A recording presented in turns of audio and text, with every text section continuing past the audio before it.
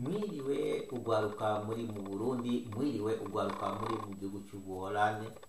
Mu mazina nitwa Jean Seguin Karorero, nkaba ndi nyambukira y'i Burundi mu gihugu cy'Ubuholande. Twongiye turabahaye kaze muri iki kiganiro twise turi kumwe twese turashoboye.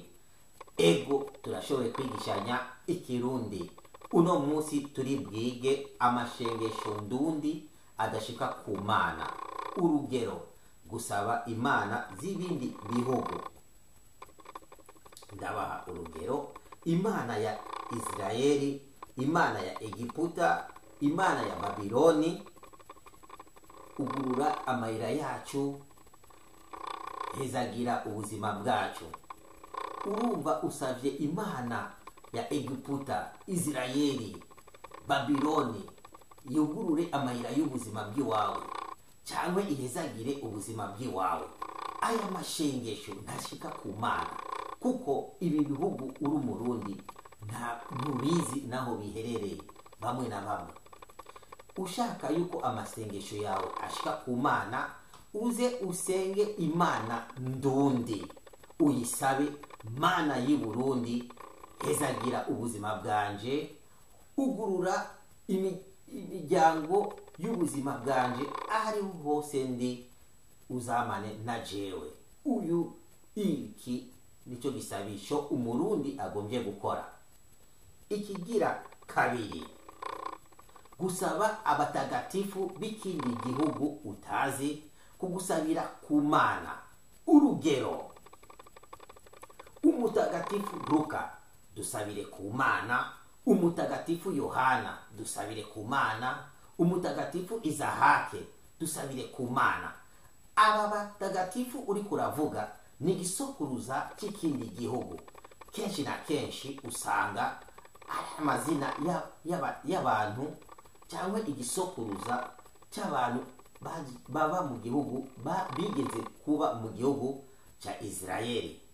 Urumva wo uri umurundi uri kurasaba ikindi gisokuruza gigusabire ku Mana. Aya mashengesho yo gusaba abatagatifu b'ibindi bihugu ntashika ku Mana.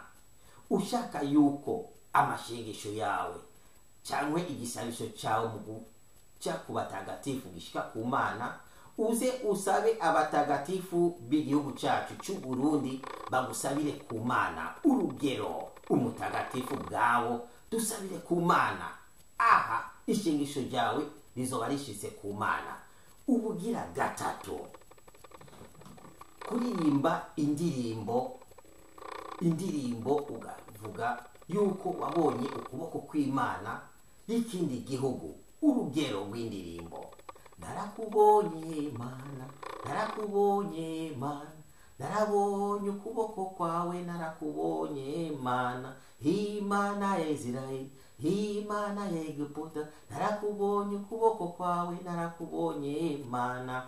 Iki cyangwa iyi ni indirimbo idashoboka kandi idashika ijwi ryayo ku Mana. Kubera iki? Uri kuravuga uri mu Burundi yuko wabonye imana ya Israeli, ukuboko kw'Imana kwa Israeli. Iki ntigikunda. Wo uri umurundi ukaba uri Burundi, ni gute ubona ukuboko kw'Imana w'ikindi gihugu?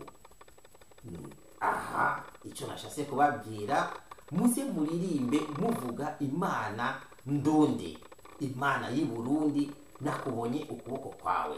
Naho bidashoboka yuko imana ndundi ubona ukuboko kwayo, ushaka kuyihimbaza, uze uyihimbaze muri ubwo buryo.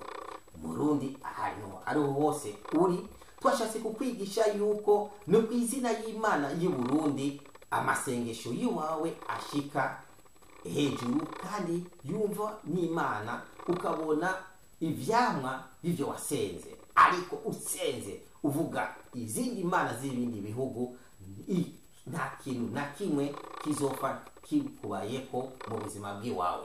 Kenshi na kenshi abasaba imana ya Israeli, ya Yakobo, ya Izahake, cyangwa basaba abandi batagatifu b'ibindi bihugu kugira babasabire, batinda baheza bagwaye ingwara batazi aho zije zizanana, kuko baba bikwegeye amadayimoni muri bo.